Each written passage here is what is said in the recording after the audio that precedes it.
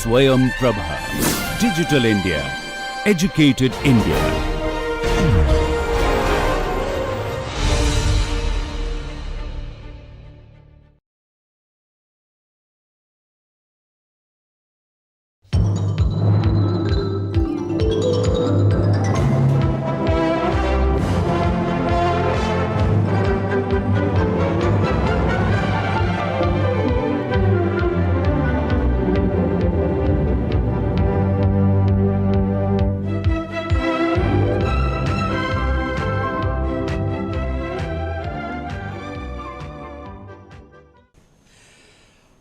We are roughly at the midpoint of the treatment of organization management as a course. So, as a wrap up of what we have done till now and as prognostics of what we propose to do, it would be useful for us to look at the concept of change and development. The proposition is a very simple one, something which I have been at pains to emphasize since the beginning. Understanding is an important step in developing a relationship. But when it comes to organization management, simply understanding is not enough. What do you do with that understanding? And the purpose can be only to improve the situation for the better. And there is no debate on it, there can be no discussion on this, there are no two ways about this. One of the many fantasies of Homo sapiens is that they cause change. We should be very clear, change cannot be caused, because change is an organic process. If there is no potential for change of the type you want, you try as you might, the change will not take place. It is like trying to grow a plant by putting a seed on stone. The seed will not sprout. Then what is the change we are talking about? The change we are talking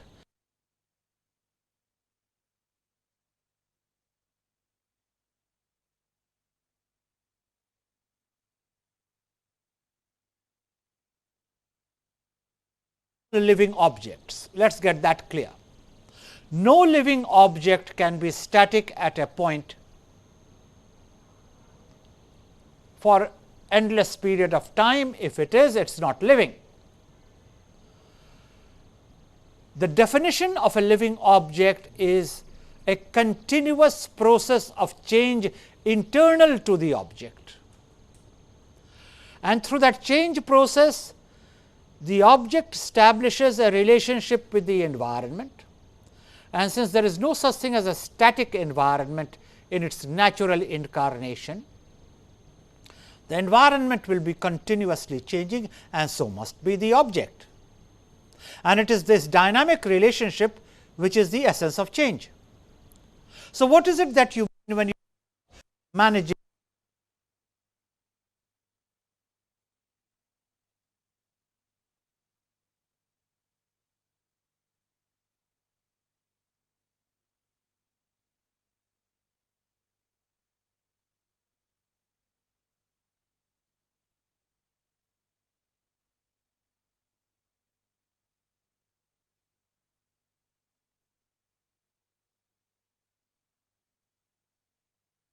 By pruning it, you give it shape. You can shape it like an elephant, you can shape it like a camel, you can put it in different shapes. So, you are constantly trimming. So, you can give it shape, you can give it pace, you can make the process of change quicker, you can retard the process of change. And then you can give direction to it, because again going back to botany, a plant will grow in the direction of the sunlight. So, when you talk of managing change, you are giving shape, pace and direction to change. You do not create change.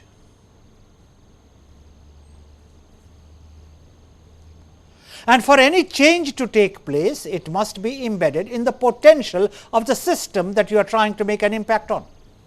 If the potential is not there, the change will not take place. For example, if somebody does not have musical sense, you can't make a singer out of him. And one can go on giving examples. So, do not fantasize to believe that you can cause change. It is one of those notions of the class which says the sun rises, the sun does not rise, the earth rotates.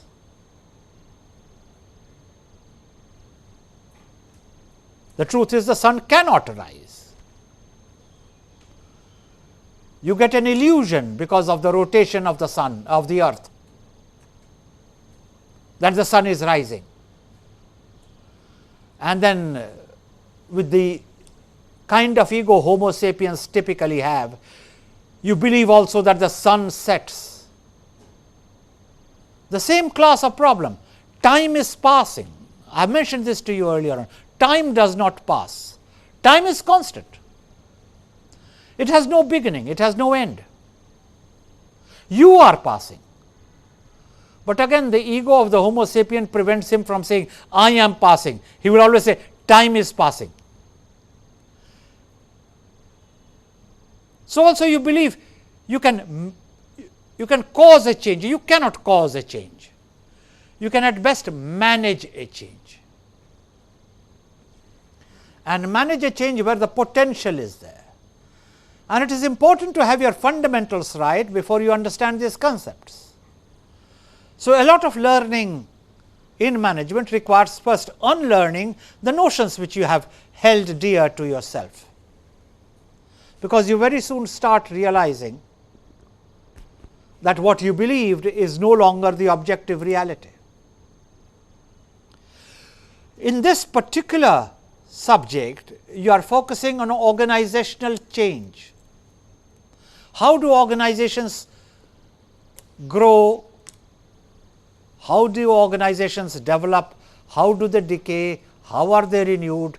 How do they continue in life? That is the basic issue. We also believe that an intervention for change will lead to the development of the organization, and that the intervention would be a positive intervention, and that the intervention will help the organization better relate to the environment, be more robust, be more realistic, be a happier place, there will be a value addition to the process, and that is what we want to talk today. Organizational change and development. What we want to cover is introduction, the organization and the forces of change, the nature of change, factors influencing the change, barriers and means of overcoming them, change agents and managing changes, conclusion, and of course, the inevitable questions and answers will come. Heraclitus is the first recorded author on change, and he offered the opinion which I quote here: all is flux, nothing stays still, nothing endures but change. So, the only thing constant is change. Of course, he was talking of live bodies. Incidentally, the non-live bodies also change, only their change is always negative, they get corroded. So, when we are talking of change, we are talking of living systems.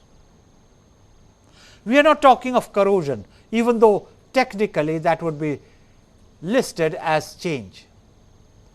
You could not step twice into the same river for other waters are ever flowing to you, which means that change is eternal, change is continuous, and you would never pass through twice through the same point of time. That which is past is by definition dead and buried. What Heraclitus incidentally did not register, that the past perpetuates itself through the legacy variable. You go through an experience, that experience leaves an impact on your psyche, leaves an impact on your personality. The past is still living. So, the business of understanding change is both tricky and demanding, because you have to understand the nature of change. And when you refer to authors or thinkers like Heraclitus, you have to register that they made an important point, but they made an important point of time at an important point of time, and much thinking has taken place since. So, it is not as if what he said was wrong, but what he said needs to be improved, developed, and made more sophisticated. So, what is the discussion? Like the life cycle of plants and animals, organizations are born, they mature, and they eventually die, a proposition that we have played around with in the past also. What are the different phases an organization passes through, therefore, becomes a critical subject matter of concern. Let us look at the birth phase of an organization. It has simple and informal structure, and we have spent enough time looking at organization structure and processes for you not to have the need to be explained what is meant by organization structure being simple and informal. In the initial stages, the focus is on survival. The organization must live. If the organization is to live, then only can it be the arena for any activity. Even to fight, you must have the organization. If there is no India, there is no place to fight. Forget the constructive aspect, which is why all sensible entities first preserve the entity itself before they decide it is time to fight. If two brothers are to fight, they must have a family to fight in. If the family is broken up and the brothers are drifted away, you can't even fight. And I am obviously giving you an extreme example on to why nurturing a thing is the core of all living entities. And obviously, for the more positive efforts, enjoyment, living, fun, value addition, of course, the organization must exist. I began by mentioning a negative concept, because that conveys to you the centrality of the concept of the organization. If there is no India, then how do you fight for spaces for religions? If there is no India, what kind of caste aggregations can you think of? So, you cannot make your desire so dominant that the framework itself collapses. And that is a very important concept in organization management. How do you preserve the overall entity while being totally political? You want more power. You want more power for your religion, you want more power for the subcaste of your religion, you want more power for your caste, you want more power for your subcaste, then you want to create cliques and factions, and all that goes along with it. But what is the theater in which you will wield that power? So, you can't make that political pursuit so all pervasive that the framework itself collapses. Which is why we began this whole exploration with understanding of a simple thought. understanding organizations is central to civil society. You can't have a civil society which does not have organizations. You can't have organized life without organizations. In fact, there can be no production process, there can be no service function, there can be no existence of any order till there are organizations. The only choice is some organizations are informal, some are formal. And very often the distinguishing line between a formal and an informal organization is very, very blurred. For example, is family a formal organization or is it an informal organization? Your first reaction may be it is an informal organization because it is not registered, it is not a legal entity, or is it not a legal entity? Then where do you get your surname from? Where do you get your caste from? Something which is very fashionable to talk of these days. It comes from your family. How did you choose to become a Muslim or a Hindu or a Christian? Because your family was that way. What percentage of people actually undergo a conversion?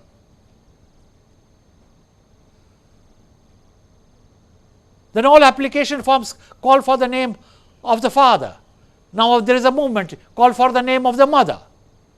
The battle does not stop there. Then they say, if you mention the name of the father, you need to mention the name of your mother. Then the reaction is, if you mention the name of your mother, you do not have to mention the name of your father. So be it.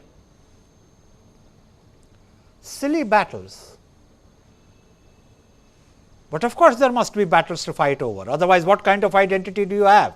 So be it. I do not want to get into that kind of a discussion. But the proposition still remains, is family formal or informal? And if it is all that informal, why do you derive so much formal strength from it? Questions which I do not have time to discuss here, but surely you need to understand that the blurring line between formal and informal organization is a brief one. But the central proposition remains sustainable. You cannot have a civil society without organizations.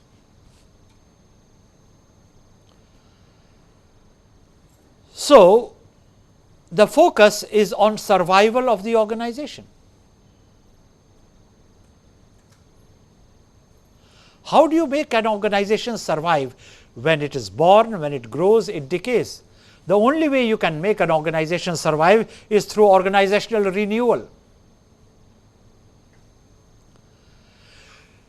That is where management of change as a process becomes a critical phenomenon.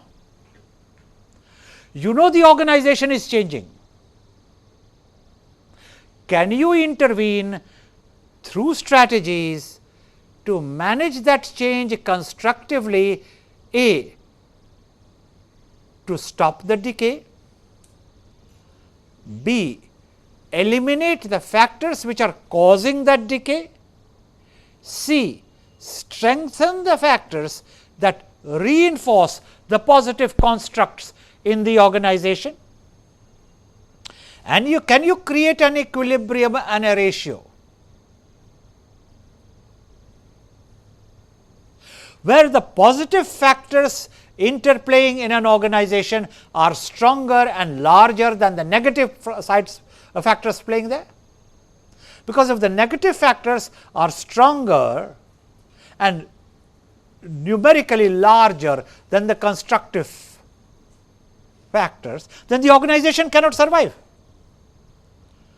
Being positive is not a choice. Being positive is inherent to keep the system living. So, nihilism or negativism to my mind is merely a posture of the immature mind. It is like threatening I will commit suicide when you know you won't commit suicide. It is an attention seeking device, an exaggerated form of crying. The tear ducts dry, as many people know, in 17.5 minutes. So, how long can you cry? How long can you yell? In fact, the more sensible people in an argument where the other side starts yelling love to come back with a statement, after you have stopped yelling, we will get back into a discussion.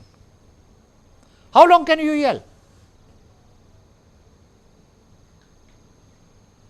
So, all the negative elements in behavior in living entities basically corrode. But if the organization is to be led on the path of survival, the positive elements must be stronger and more numerous than the negative elements. When that balance is destroyed, the organization begins getting sick. This applies to closed systems, this applies to societal systems, this applies to national systems. When you go on repeating the same argument, when you go on saying, yeah, I am willing to discuss, but this I will not negotiate, then both sides start saying, okay, then this we will not negotiate. Then what do? Then there is a show of strength. And show of strength, as any son of a woman knows, never solves a problem.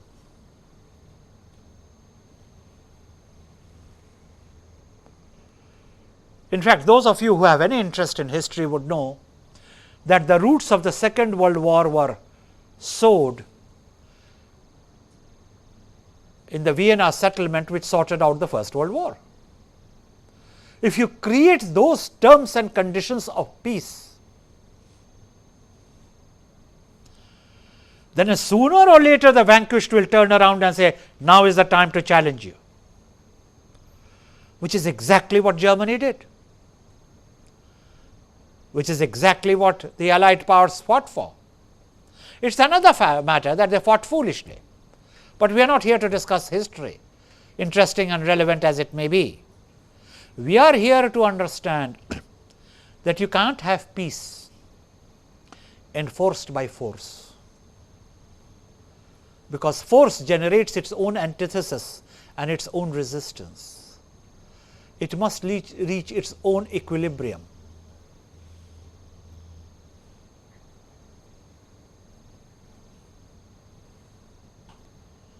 Somebody was trying to explain to me this morning the distinction between winning a point and carrying a point. And he is a former chairman of a bank, sits on several boards, very wise man, influential too.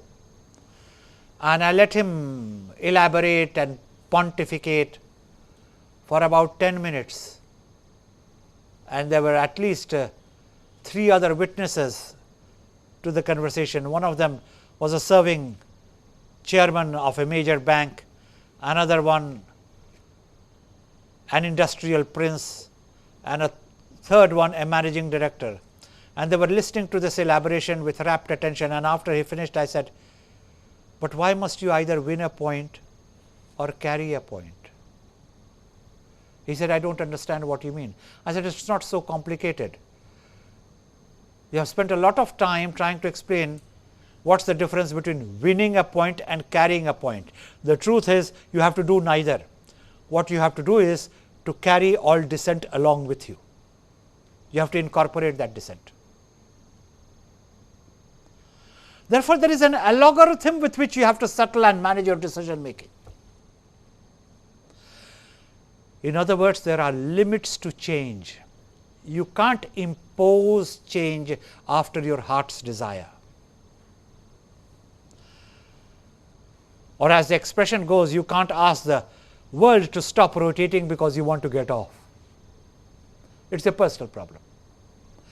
Coming to terms with the natural processes is the heart of managing change, is the focus of survival. Primary concern is on technical aspects of production and marketing, and this is the limitation of an organizational system. They always talk of functional change. They never talk of a better organization. The marketing man wants better returns on his sales. He wants a larger share of what they call a pie. They want to be market leaders, phrases which are very common in marketing. So be it, no arguments with that. But it will not happen till there is a backup of a better organization. Do you have better manufacturing systems backing up your marketing? Do you have more capable people? Do you have better funding? Do you have better resource utilization? Is there enough in the organization to incorporate feedback from the environment? Are you carrying out your R&D processes which impact your design? Are your processes continuously improving? Are your energy resources being continuously updated? Because there is also this theory that all history is the history of the changing energy resources. That is what creates a civilization. Is your energy resource coming out of wood? Is your energy coming out of fossils? Is it coming out of liquids? Is it coming out of gas? Is it coming out of the sun? And each energy source creates its own civilization. The kings and the armies merely represent a symbolism, which is why understanding the historical processes is so important to the process of understanding change. Remember, history is the study of change in time sequence, and management is the study of interventions to create change in time sequence. So, what is the difference? Yet the narrow-minded, who can think of nothing else but silos,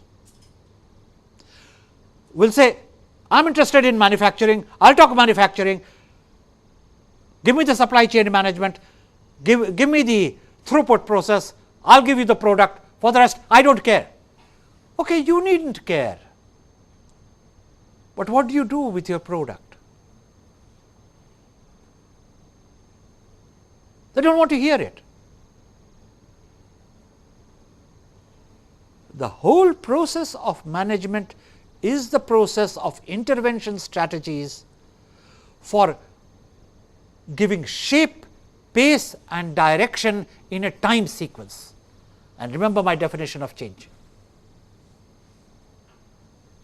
An organization grows complex, managerial needs may lead to a crisis, because your managerial needs again have to be understood.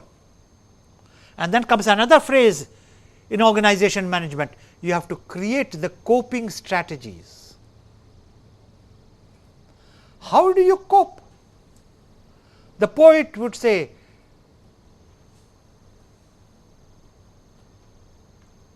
I fall on the stones of life and I bleed. Beautiful. So, what do we do? First aid, very important, can't be trifled with. The manager would say, right, what do we do? The first and the important thing would be, don't fall. No, but what do? That's the law of nature, I fall. Very good. Develop coping strategies so that you don't trip. What a functional approach. No, it's not a functional approach. It's a non-romantic approach. Nothing wrong with romance. Romance makes the world go round. Unless you believe that she is a beauty queen, you won't ever marry her, would you? And unless she believed you are a Prince Charming, she won't marry you either. The truth is, both of you deserve each other's misery. So you get married and live happily ever after. All marriages are destined that way, but the wise couple know how to cope with it. That's the only difference between a successful marriage and an unsuccessful marriage. This is neither the place nor the occasion to quote several male versions on a woman and several female versions on the man. I am sure there are enough internet jokes going around to explain that to anyone who bothers to log in or who looks at websites. That is not my burden of the song. My burden of the song is, you want a successful marriage, learn to cope with the issues. Learn to do something about it. For what do you do when your fairy queen decides to snore at 2 o'clock in the morning and you didn't know that? And she snores as beautifully as she walks, which means her snoring is nearly as perfect as her gait. You didn't know that. Well, the answers are very simple. Move to another room or get a pair of earplugs, because if you wake her up and tell her you are snoring, she would say, no, I wasn't, and there is no way in which a sleeping person can hear one's own snore. I can give you plenty of examples, but the examples are not relevant beyond a point. What I am trying to tell you is, coping is the key word. And I personally consider coping central to happiness. Happiness does not fall like a manna from the sky. You have to create happiness. These are personal intervention strategies, managing change. And the interesting thing about managing change is, there are no patented medicines. There is no Imodium, if you know what I am talking about. You know, if you have a loose stomach, you take Imodium, it guarantees effect in 2 hours. It does not solve the stomach infection, but yeah, it makes it possible not to keep running to the loo so frequently. If you have a headache, you take Saridon. It does not solve the problem, but it snaps the nervous system in a way in which you do not feel the headache.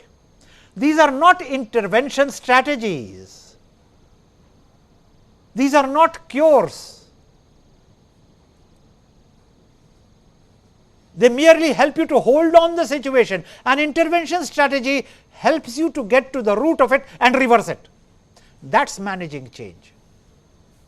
How do you move from where you are to where you want to be, provided you are consistent with the potential and the nature of the situation and the object? That is what organizing change is about. Therefore, organizations, as they grow complex, may have managerial needs which lead to a crisis. Then in the growth phase, after the initial successes, goals become clarified and employees begin to identify with the mission of the organization in the growth phase.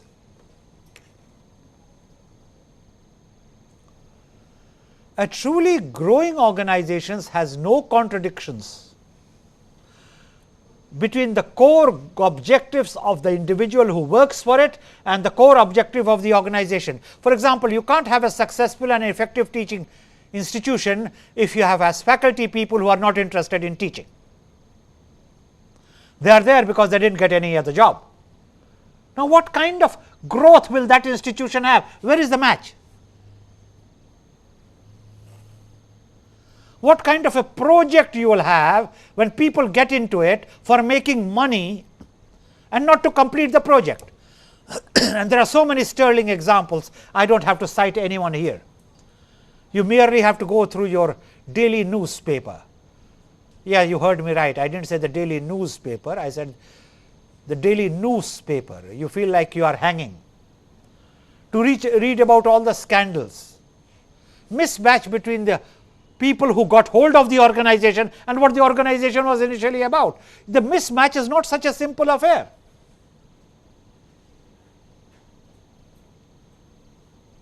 It is at the root of many complexities and many confusions. Therefore, the success and goals of an organization will get more clarified if employees begin to identify with the mission of the organization. Specialization leads to more elaborate structures.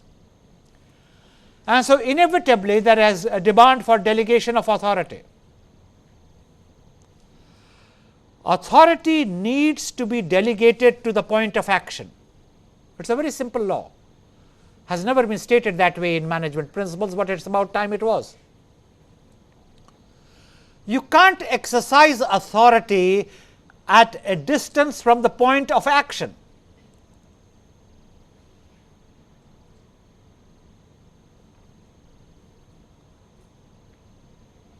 The kind of authority which you can exercise at a distance will be qualitatively different.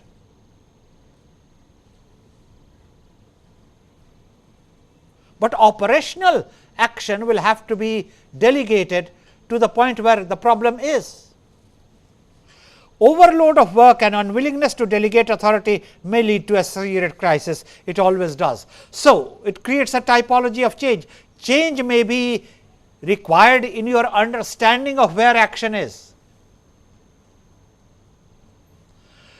Change may be a factor of structuring the problem. You may be thinking of it as a financial problem. It may not be a financial problem at all. It may be a technical problem. You may be wanting to see the problem as a technical problem. It is not a technical problem at all. It is a competency problem. The fellow does not understand. He got in because he is related to somebody. Now, of course, you can get into an organization because you are related to someone. But it is like getting into an engine driver's cabin and being told drive the engine merely because you happen to know the general manager or related to him, be his nephew, his son, whatever, or daughter for that matter. But you do not know which lever to pull and which ignition to turn on for the engine to move forward. So, where do you go from there? Yeah, the perks are yours. The task is not yours. The proposition is therefore simple. If it is a mismatch between capability and job requirements, or if there is an overload, the fellow needs 40 hours to do that task, you are giving him 24 hours. So, even if he does not sleep, he will not be able to do it. There has to be a calculation of how much time can be done, how much work can be done in what time. So, a lot of management is about time motion study. It is a legitimate component of management, but it is not a full component of management. How much work can I done in what period of time? And then it works at two levels. The subtler level, what does time do to my span of concentration? And at a gross level, what is the kind of technology I need to do what volume of work? Which is what makes management such a holistic discipline. You need to understand the concepts and you need to understand what they call the hard components. The maturity phase of an organization clearly sees a slowdown in growth, much in the same way in which you will have quick growth as the human body graduates from infancy to childhood, childhood to boyhood, boyhood to adulthood. You see quicker changes. There is more to distinguish between a 14-year-old with a 4-year-old than there is between a 54-year-old and a 44-year-old. It is this dynamic nature of relationships which people miss. The other day I had an occasion to reflect a little about school education. And it seemed to me rather obvious that the nature of school education in kindergarten has to be very different from the nature of school education at the plus two level. You can't simply say school education is school education is school education. What is the typology you are talking about? So, in the ultimate analysis, no matter how you look at it, periodization becomes a very important component. I am giving you this example because all of you would have passed through some kind of a school education, and you need to understand that organizations have their periodizations. There is the project stage, there is the initial stage, there is the maturity stage, and the nature of the organization is different, which makes organization development a specialization. Unfortunately, something which many people have inability to understand. The happy notion that once you become a head of the institution, you are a leader, simply is not borne out in reality. You may be an outstanding civil organization development itself is a specialization. There is a battle of specializations. Some specializations have very flattering notion. They believe that if I can do a time motion study, why can't I practice organization development? No, you can't. That's a different breed altogether. Just because you know how to steam doesn't mean doesn't follow that you will know how to deep fry. Are two different techniques. Therefore,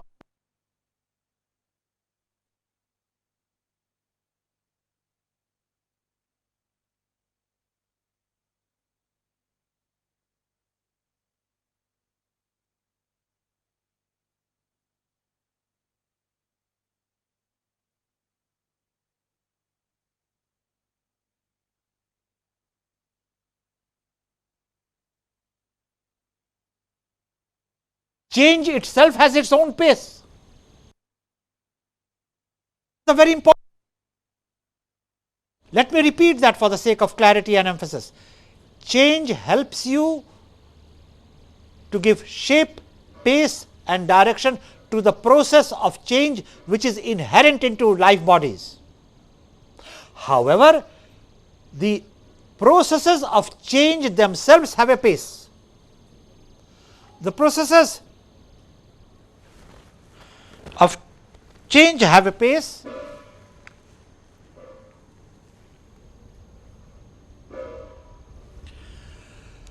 because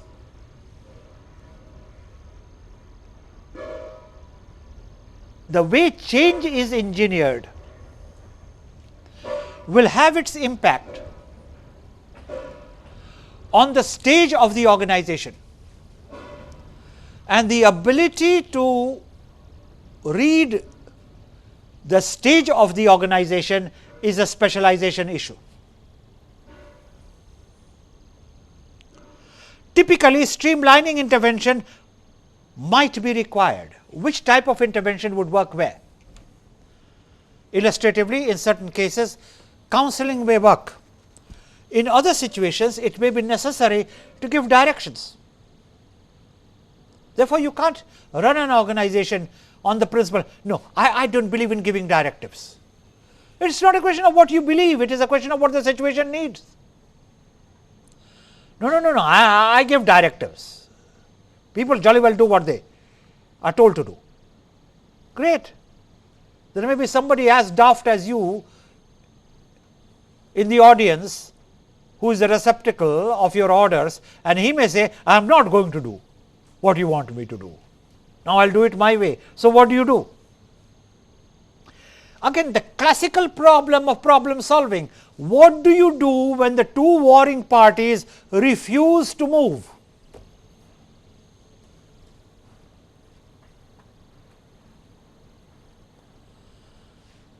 And the classical approach is, that is all right, but. Then begins the same cycle. That is all right, but let us see who is the stronger, then violence, then a decision on who is the stronger, then any person who went into that conflict so unthinkingly will surely not create a peace which is a thinking peace. You have already shown the way, you have already sown the seeds of the next cycle, and so it goes on. This is not development. But even to understand this is not development, you need open-mindedness. Because again, people think in terms of their lifespans. I was consulting for this organization, a major organization worth about 27,000 crores, with a very poor order book.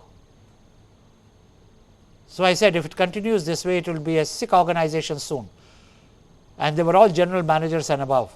So, somebody raised his hand and asked, can I ask a question? And I said, yes, certainly. He said, how long do you think this will take? I said, oh, anywhere between 3 to 5 years. So, he sat down with a huge smile on his face. I said, you felt so good with my answer? He said, yes, as a matter of fact, I did. I said, why? He said, I am going to retire in 2 years. Now, if that is the kind of happy attitude you have, all talk of management of change and organization development is nonsense. You cannot measure change in terms of your own lifespan. And people whose yardsticks are their own point of time in life for what they do, you get into a job, as some of you may relate to the story I am going to tell you if you have any work experience. There was this CEO who was about to demit office, and there was this young man who was taking over from him. And when the young man approached him, the outgoing CEO said, yes, yes, I know what you want to ask. All your answers are there in an envelope. I have put in 4 slips there. So, he said, what do you want me to do with those slips? He said, open them when you meet with a crisis. I don't have anything to tell you. He said, oh, jolly good, jolly good. So, he came in, and first 6 months, as a head of the department, as a CEO, you can always spend 6 months to 9 months saying, I am trying to understand the situation, I am settling down, I am trying to get a feel, I am meeting people. You appear very profound without a clue on what is happening. So, you have already spent 6 months. So, comes the first crisis. After 6 months of honeymoon is over. So, he went to the large envelope which had 4 slips. So, he took out the first slip, numbered 1. It said, set up a committee. So, he came back and set up a committee, and the committee got to work. So, for the sake of brevity and getting to the point, I will put it all in installment of 6 months. The committee met for 6 months and nothing was solved. So, they had Bharat Darshan, they went around the country, 5-star hotels, business class travel, great aartis wherever they went, and they were all very happy with life. And then ultimately they had very few recommendations beyond saying that yes, better management of finance is necessary, technological upgradation is necessary, better marketing necessary is necessary, and human beings are our biggest assets, therefore we should pay more attention to training and development. The sort of report which could be written without knowing a thing. So, the report came in, and he tried to implement it. Obviously, nothing came out of it. So, he said, no, the committee did not work. So, he took out the second slip. I remember by that time he had spent a year. So, he took out the second slip, and it said, call for a financial review. So, he called for a financial review. The costing was examined, the pricing was examined, the whole throughput process was examined, everything was examined, and of course, the finance people had a walloping good time. They became the prima donna. Nothing changed. Financial reviews do not produce any change. They just annoy everyone, because ultimately they start saying cost saving. So, by which time it was a year and a half. So, he said this does not work. So, he went back to the bigger envelope, took out the third one. It said, call for a restructuring of the organization. So, he called for a restructuring of the organization. So, restructuring committee was set up. And to cut short the rest of the story, they spent another 6 months, the organization was restructured, nothing happened, by which time 2 years have passed. So, he went back to it, and he said this must be the final solution, the fourth one. He took out the fourth slip, and it read, son, it is your time to write out your 4 slips and hand over to the next man. Now, if you do not understand, you do not have to solve. You want patented problems, having patented solutions, it does not work. No solutions work for 2 people. Therefore, I always feel very amused when somebody says, sir, what are the best practices? I do not know. One of my aunts only responds when my uncle goes half mad, and then he starts yelling, and then she behaves herself. The other aunt behaves only when the uncle gets her a sari, and the third one behaves herself only when there is total silence from the uncle. I do not know which is the best practice. I practiced all three with my wife. And she said, you didn't read the story about the 3 slips which you love to narrate. I said, no. She said, let me do the driving and it will be all peaceful. I said, God bless you. Why didn't you tell me to begin with? Now, if you think that really happened, it's your problem. What I'm saying is really there is no best practice. It is always context specific. You can't teach management like physics. You can't even teach management like chemistry. And worse, you can't understand management like chemistry, because the valency of hydrogen varies in management from New York to New Delhi. It is only in chemistry that it doesn't vary. Now, well, will you ask, how does valency of hydrogen vary in management? It varies because people have different levels of getting upset. I called a high commission today. I wanted to speak to a deputy chief of mission, and of course, when the Indian works in the embassy is a different breed altogether. So, the phone kept ringing. The person didn't answer, and the person who put me through didn't bother to check. So, I called back again. I said, you put me through, the phone kept ringing, nobody answers. Do you think I am to blame for it? I said, I never said you were to blame for it. So, there is the voice on the other end said, your tone said so. So, I couldn't resist myself. I said, I didn't know you know phonetics, by which time the person was quite upset, hung up.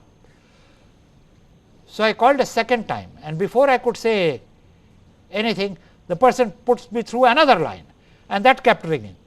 And this time this person was noticing, and 4 rings came back and said, I have tried all the extensions, nobody is working, you keep trying and call back after half an hour or 1 hour, whatever you wish. Back again. I happened to talk to the High Commissioner at 1 o'clock, and I said, if these are the people who represent your High Commission, then God bless you. He got my point. He said, I know where you are coming from, I know what you are saying, and what you are saying essentially is, this person is representing the High Commission. He is not representing oneself. Therefore, the identification between the crazy character of a person who works for an organization and the damage which it can do to the organization is systemically related. And obviously, the person who was answering the phone wasn't even bothered to find out who was it that was calling. It could have been a visa seeker, it could have been a lumpen call, it could have been somebody's secretary, it could have been somebody very important. To that person, it didn't matter at all. So, what is the best practice? How do I create a template? Which is why I said the valency of hydrogen in management is not constant from New Delhi to New York. And what I mean by hydrogen is the people factor. So, how do I write a paper on management in India and get it published in America to get my promotion here? Because what I am finding as the problem of Indian management is of no interest to the readership of this magazine, however celebrated it be in America, because that magazine or that journal has an obligation to respond to its own readership, which is predominantly Western and American. They are not interested in a solution which works in India. But to get my promotion, I must get my paper published in an American journal. Therefore, I must work on an American problem. What am I trying to tell you? You can't work as a specialist on organization management and organization development unless you are context specific. And if the system in which you work makes it necessary for you to do irrelevant research, then all I can say is bless you and bless the system. So, a typical streamlining intervention may be required.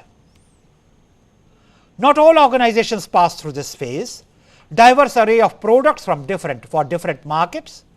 Separate divisions become responsible for developing, marketing and producing their own lines of products. And incidentally, for those of you who bother to read, and I would strongly suggest that you read Malcolm Muggeridge's autobiographical volumes, and if I might say so, with special commendation his volume which is entitled The Wasted Years, you will understand a little more of marketing than you do otherwise. And in fact, it is my belief that you can't be a good manager without having extensive reading habits.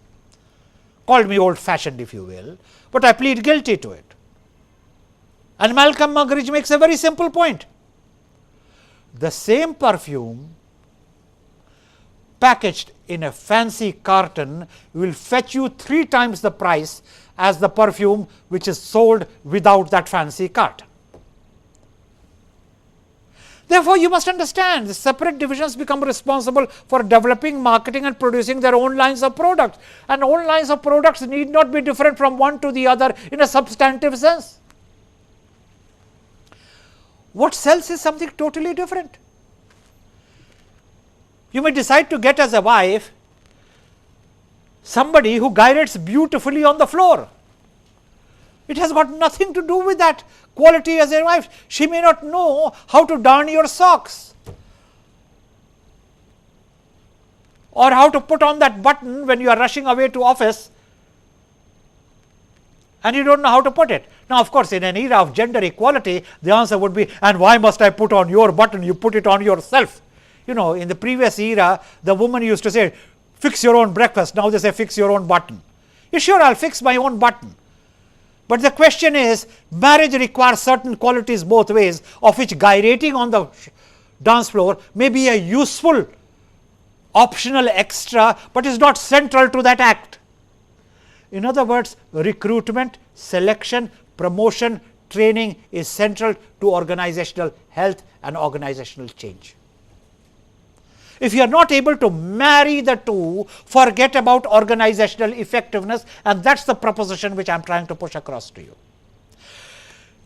Segmented structure needs maintaining a good communication and cooperative effort, and good communication and cooperative effort are the heart of organization management and organization development.